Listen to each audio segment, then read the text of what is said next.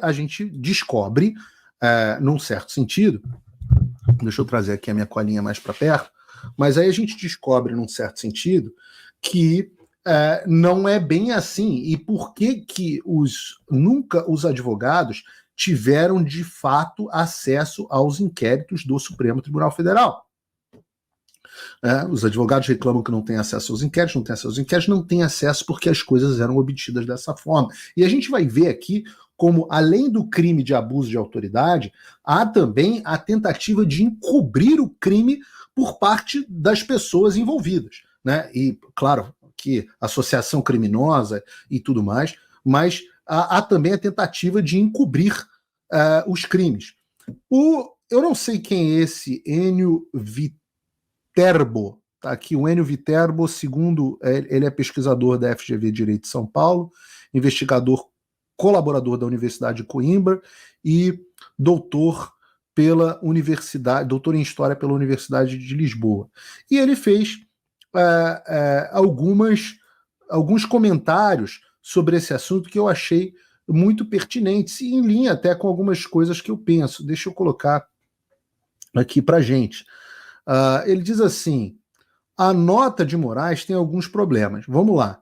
Diversas requisições feitas a inúmeros órgãos. Ele responde: o WhatsApp não é meio oficial para isso. Realmente, se você for pegar uma ação penal, um inquérito ou qualquer coisa do tipo, eu já tive o desprazer de estar em alguns bem abusivos, mas nada que se compare a isso que a gente está vendo aqui agora, tem lá no processo tudo que é pedido a todo mundo. Então a autoridade policial vai lá e expede um ofício pedindo determinadas informações à Procuradoria, que pede à Receita Federal. Tudo é feito de forma de ofício. Então o seu advogado, quando ele pede acesso aos autos, ele recebe tudo. Todas as comunicações, o pedido da abertura da investigação, tudo.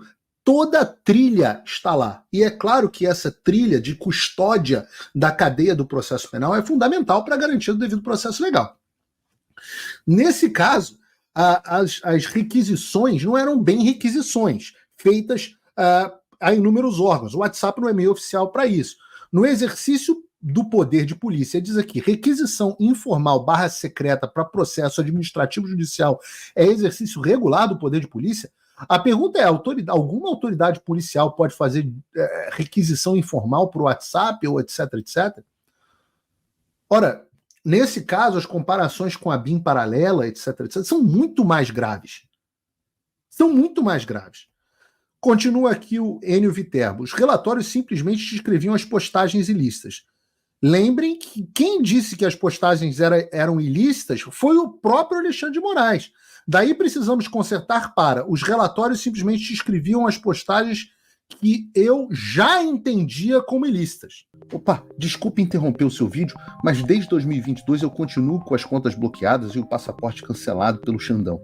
Se você aprecia o meu trabalho e tudo que eu faço pela liberdade de expressão, tem um lugar onde você pode se tornar meu apoiador com uma pequena quantia por mês.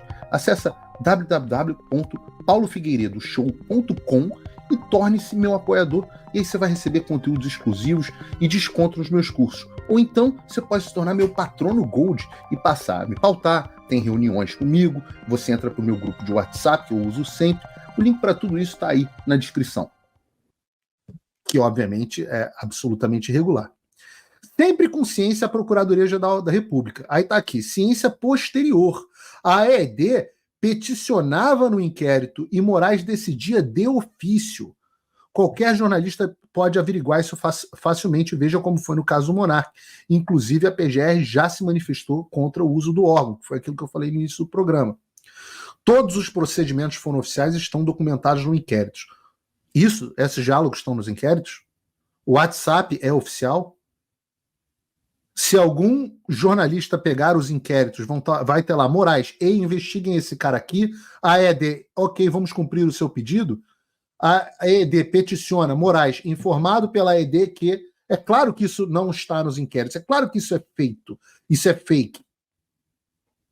Ele diz aqui: a resposta é genérica e simplista, feita sob medidas para os garantistas que já começaram a defesa do ministro, não tem nada aí, Moro foi pior, e patati e patatá.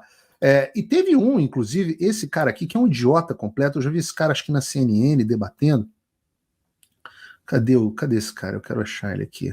Esse Augusto Arruda Botelho, que diz: a comunicação e a troca de informações tribunais é completamente diferente da comunicação e troca de informações entre as partes. Ou seja, esse cara está normalizando, esse jurista, que é ouvido pela CNN, por sei lá quem, ele está normalizando que os tribunais encomendem, combinem entre si dossiê contra os críticos. Juiz dizer que vai fazer ele mesmo laudo, juiz perito e autor de laudo. E, claro, a questão dos assessores encobrindo, e a gente vai falar sobre isso, eles mesmos encobrindo os seus crimes.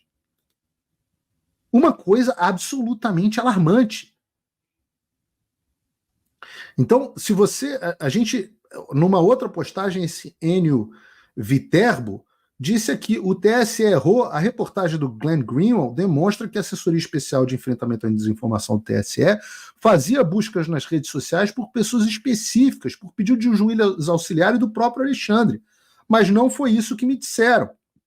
E aí ele coloca aqui, em 2023, ele fez um pedido pela Lei de Acesso à Informação para que o TSE passasse o nome dos indivíduos que estavam monitorados pelo AEED. E a resposta é que as buscas eram feitas por termos ou expressões específicas de maneira impessoal. Aí ele diz: o Glenn destruiu essa resposta. A reportagem mostra que as buscas eram feitas por pessoas específicas, com pedido do próprio Alexandre de Moraes.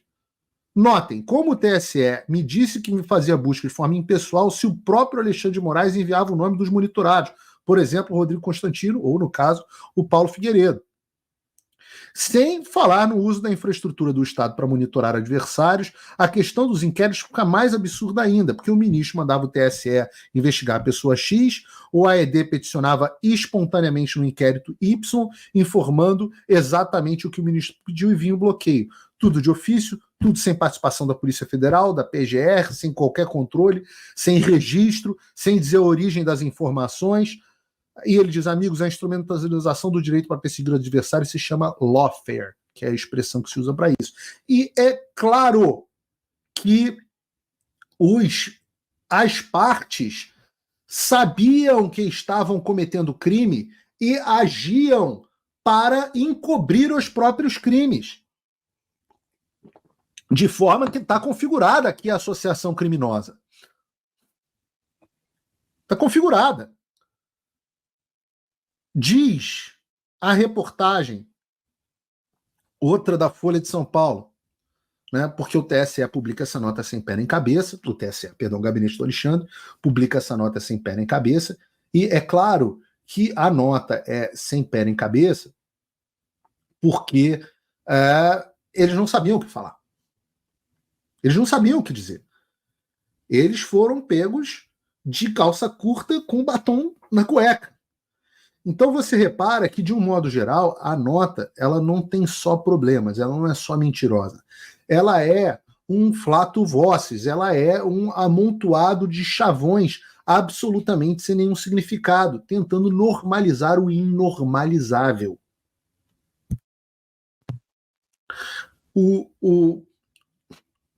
Ela é simplesmente um amontoado de chavões. Não todos os processos foram respeitados, a PGR, não sei o quê, mas se você extrair, se você espremer, ela não endereça em absolutamente nada a reportagem. E se vocês forem ver, e é muito inteligente a forma que... e nesse ponto a gente tem que aprender muito com a esquerda, a forma que eles fazem esse tipo de coisa. Muito inteligente. Porque eles vão lançando as coisas aos poucos. Não é tudo feito de uma vez. Não é tudo, vamos botar tudo que a gente tem aqui de uma... Não. É tudo... eles mandam a primeira reportagem vem com um determinado conteúdo, aí a parte pensa como que eu vou responder a esse determinado conteúdo, e em seguida vem o resto, né, que desmente descaradamente aquilo que estava na primeira reportagem, na primeira resposta. na primeira nota. Então é tudo feito de forma muito inteligente. E eu vou ler aqui para vocês a segunda reportagem, que agrava muito a situação, mas eu quero aproveitar que nós estamos com mais de 50 mil pessoas para rapidamente dar um recado para vocês de 1 minuto. Vocês estão acompanhando o tamanho e a forma da perseguição que eu sofro.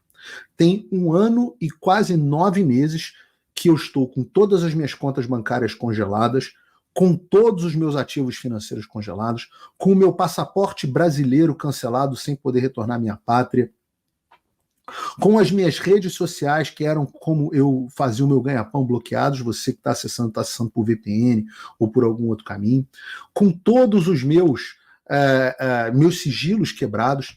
O Alexandre foi atrás do meu Locals, que era a minha rede onde eu monetizava e eu recebia as minhas assinaturas, e derrubou. Ele já derrubou 4 contas minhas no Instagram, 4 contas no Twitter, e a perseguição continua de forma implacável, sendo que eu nunca fui sequer intimado, sequer notificado. Porque a minha pena, ela acontece porque o Alexandre cismou comigo. Só que eu peço a você que você também cisme comigo. Que você considere a possibilidade de entender o tamanho da perseguição, entender o tamanho do prejuízo financeiro, porque vocês viram que eu nunca retrocedi nem 1 milímetro, e eu não vou retroceder. Façam eles o que eles fizerem. Esteja o Alexandre cismado o quanto ele estiver. Eu vou continuar até o fim. E eu só estou começando. Tem muito mais coisa pela frente. Muito mais coisa.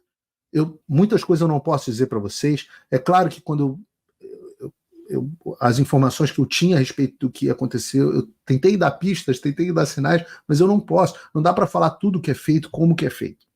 Mas o que eu posso te dizer é: a gente está trabalhando com todos os aliados possíveis, todos os aliados que acreditam em liberdade de expressão, com a verdade, para devolver o império das leis para o Brasil. Eu peço que você considere a possibilidade de entrar no link da descrição e se tornar meu apoiador. Você, com a quantia de pouco mais de $5 por mês, se você usar o cupom de desconto, você pode apoiar o meu trabalho. Eu preciso de muita gente. Porque eu não posso estar na mão de um grupo pequeno. Eu preciso ter milhares e milhares de pessoas. Esse valor é um valor baixo, de pouco mais de $5 por pessoa, onde você faz o pagamento direto para mim nos Estados Unidos, de forma que ele não consegue ser retido pelo Alexandre. Seu contato, seu cadastro é mantido no meu banco de dados pessoal e na Cecília. E você pode entrar no link na descrição, clicar, você vai fazer o apoio, você vai ter acesso a conteúdo exclusivo, desconto dos meus cursos, mas acima de tudo você vai apoiar o meu trabalho. Se você está financeiramente um pouco melhor, está conseguindo viajar, comprou um carro legal importado, poxa, que Deus te abençoe. Mas pensa na possibilidade de se tornar meu patrono Gold, onde você faz uma contribuição um pouco maior de $50 por mês ou $500 por ano, mas você garante o meu trabalho de forma bem mais robusta. Eu posso contar bem mais contigo, e você entra no nosso grupo de WhatsApp dos patronos. A gente tem reunião de Zoom todo mês, tem reunião presencial, você passa a ter acesso ao meu e-mail direto e a uma comunidade de pessoas, um grupo de pessoas bem-sucedidas, de alto nível, que estão preocupadas com o Brasil. Os links estão na descrição e eu faço o apelo a você, considere a possibilidade de me apoiar. Eu tenho certeza que eu não estou sozinho. Eu tenho certeza que tem várias pessoas como vocês que estão vendo o que a gente está passando, estão vendo as dificuldades e estão dispostas a entrar nessa briga junto. Estão dispostas a não deixar a gente sem munição no front. De novo, links na descrição. Voltando aqui ao que eu estava dizendo,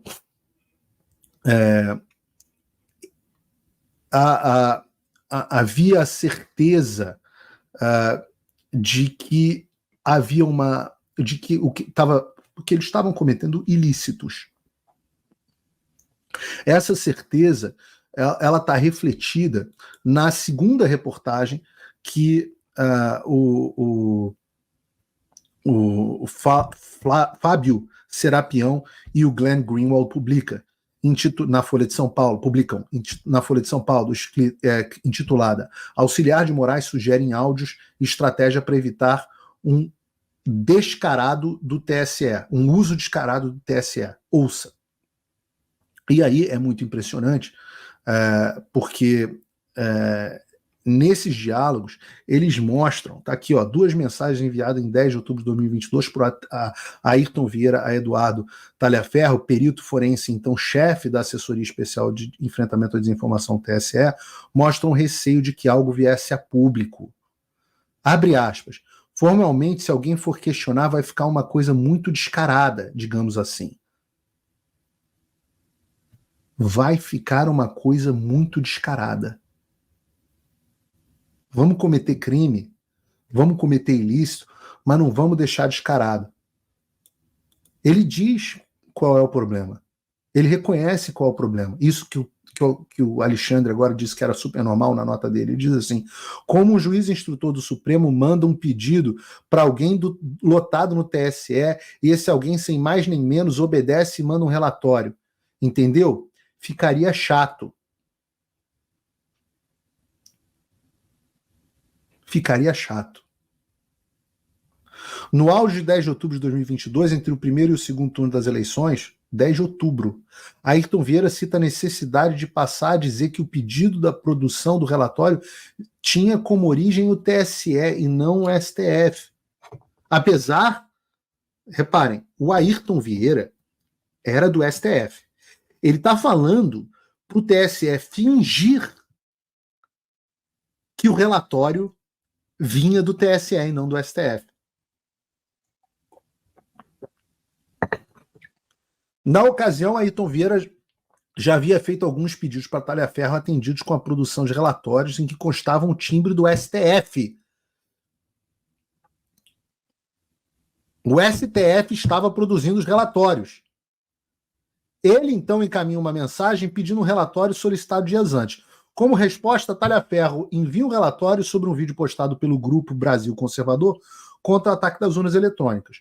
O documento que o Talhaferro, que na verdade trabalhava no escritório de enfrentamento à desinformação do TSE, ele envia uma coisa com timbre do STF. Olha o nível de putaria desse negócio. Seguido da descrição, relatório técnico de 10 de 10 de 2022. Ele replica print do vídeo e o grupo onde ele foi. E aí ele vira e pergunta para o Supremo Tribunal Federal. Veja se está ok. A resposta ao assessor do TSE, dividida em 2 áudios, Ayrton pede a mudança, como forma de esconder a origem da sua produção. No primeiro áudio, de 1 minuto e 40 segundos, o juiz instrutor afirma ter conversado com a Cristina sobre a necessidade da substituição do STF pelo TSE no timbre, apesar de ter sido produzido pelo TSE. Ele prossegue dizendo que a produção deveria ser atribuída à ordem do Dr. Marco Antônio, com indicação do processo 4781, inquérito às fake news. A menção é a Cristina e o Kiko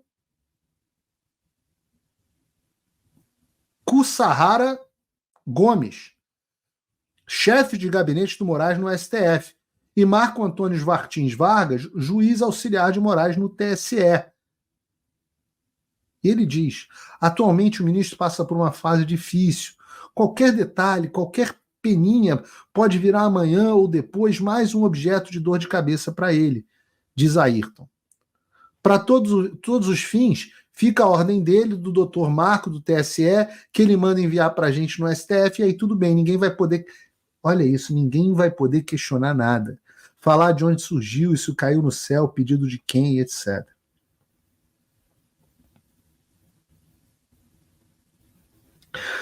A gente está vendo as entranhas de uma organização criminosa. Cerca de 2 minutos depois, o juiz Ayrton Vieira manda outro áudio, de 1 minuto e 20 segundos, em que ele dá mais detalhes. Segundo ele, o modelo a ser seguido a partir de então fora debatido entre a chefe de gabinete Cristina e o outro assessor de Moraes, Jefferson Silva. Em primeiro momento, pensei em colocar o meu nome, de ordem do juiz Ayrton Vieira, etc. Mas pensando melhor, fica estranho. Porque eu não tenho como mandar para você, Talhaferro, que é lotado no TSE, um ofício, ou pedir alguma coisa e você me atender sem mais nem menos. Sabendo o ilícito que está cometendo. A seguir, Ayrton Vieira do STF, né, detalha como seria o formato correto. Eu teria que mandar um ofício ao presidente do TSE pedindo para ele que ele repassasse a ordem a você para que você aí me atendesse. Em seguida, diz a Folha de São Paulo, o juiz instrutor indica ter ciência da irregularidade dos pedidos que fazia direto a talha-ferro para envio dos relatórios posteriormente utilizados para embasar medidas cautelares contra bolsonaristas. Ficaria chato, diz o instrutor, se descobrissem a forma como os dois estavam atuando. Abre aspas. Embora saibamos que entre nós as coisas são muito mais fáceis, justamente porque temos um mínimo múltiplo comum na pessoa do ministro Alexandre de Moraes. Não é a lei, é a pessoa do ministro Alexandre de Moraes. Mas eu não tenho como, formalmente, se alguém for questionar, vai ficar uma coisa muito descarada, digamos assim.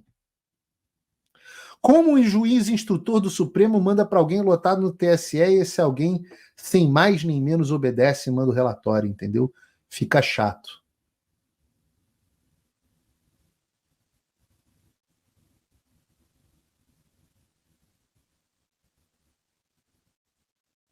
E eles continuam. Depois, falam sobre um pedido de produção de um relatório sobre o meu amigo pastor André Valadão. E o Talhaferro pergunta, como combinamos, de origem do Dr. Marco? O cara produzindo relatório para um outro cara. Em seguida, o juiz instrutor reforça o modelo a ser seguido. E diz que a Cristina e o Kiko Kussahara foi a origem. Como autora da sugestão de seguir um formato que esconde a real origem do pedido para a produção de relatório. Sim, enviamos o setor de combate à desinformação para nós. Em razão da situação atual, a Cristina entende melhor que as nossas petições por meio das quais Moraes ordena medidas via STF, surjam por provocação com algum documento. Lembra? Eu expliquei aqui no início da live. O Supremo Tribunal Federal tem que agir por provocação. Essa provocação deveria vir da PGR, mas em vez de vir da PGR, estava vindo de um escritório fajuto de combate especial, de combate, assessoria de combate especial à desinformação, que era o próprio Moraes combinando com ele mesmo. Mas ele está dizendo, a Cristina está vendo que ela sabe da ilegalidade, fala, não, vamos fingir que a gente, pelo menos que tem um documento pedido. De outubro de 2022, data dos autos até abril de 2023, o principal assessor de Moraes continuou a solicitar diretamente a Talhaferro o monitoramento das redes e produção de relatórios contra bolsonaristas. Em todos os casos, Talhaferro, de acordo com as mensagens obtidas pela Folha, seguiu as ordens, encaminhou os relatórios, babá. E essas foram as duas reportagens feitas pela Folha.